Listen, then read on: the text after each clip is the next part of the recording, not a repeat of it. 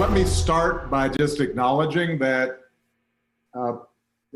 we have seen in the last several weeks, last few months, the kinds of epic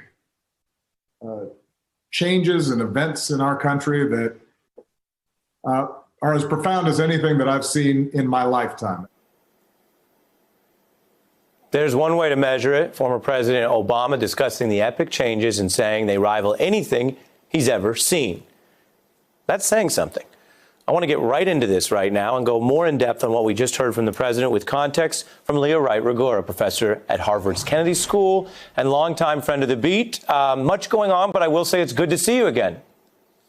It's great to see you, Ari. How are you? I'm all right. As you know, we all know, we're all going through a lot. We wanted to really listen to deeper parts of this and get your perspective, which we value. Here is Barack Obama contrasting this from the 60s. I have to tell you, although I was very young when you had riots and protests and assassinations and discord back in the 60s, I know enough about that history to say there is something different here.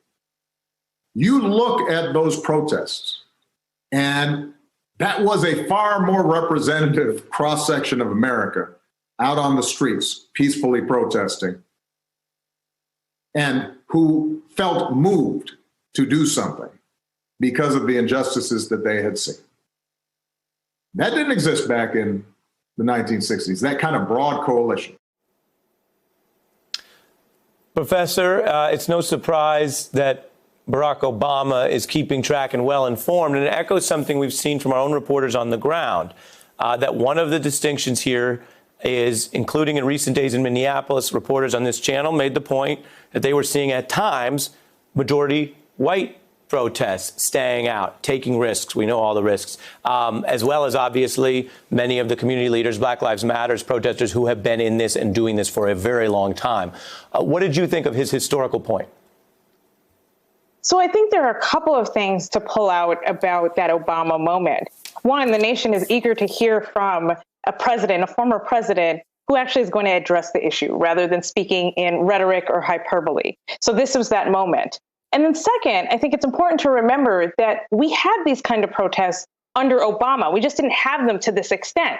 So we had Occupy Wall Street. We had various Black Lives Matters movements protest really well into 2017 and into Trump's first term, but also under Obama. So there's a way in which there's a precedent for all that's happening, right? So the movements that we're seeing right now are completely and utterly built on these past movements and really seeing these movements come to fruition because anti-Black discrimination has gone on for too long, but so too has this larger structural systemic inequality gone on for too long, and now people are reacting. He also spoke about the power of young people who are willing to take more risk, and that actually makes him optimistic. Take a look. Part of what's made me so hopeful is the fact that so many young people have been galvanized and activated and motivated and mobilized. Because historically, so much of the progress that we've made in our society has been because of young people. Dr. King was a young man when he got involved. Cesar Chavez was a young man. Malcolm X was a young man. And sometimes I feel despair. I just see what's happening with young people all across the country and the talent and the voice and the sophistication that they're displaying. And it makes me feel optimistic. Professor? So these movements are absolutely movements that are propelled by young people, and that's been historically true. We saw it with civil rights. We saw it with Black Power. We've seen it with labor movements. We've seen it with all kinds of movements. So young people are leading the force on this movement. And part of it, too, is because young people are affected by a number of these issues in ways that really speak to their generation. So if we think about underemployment and unemployment, Black people, young people are affected by and large the worst of all of the individuals who are protesting. So, of course, they're going to be out there. But I do also want to call attention to the fact that one of the remarkable things about this is that we've also seen older generations participating in the protests. Young people may be leading this, but in fact, we're seeing an intergenerational kind of collaboration and alliance happening, where you're seeing older people, middle-aged people, right, even elderly people out on the streets protesting and participating in this moment.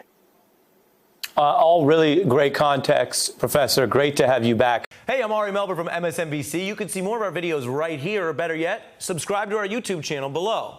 You could have been anywhere in the world, but you're here with us, and we appreciate that.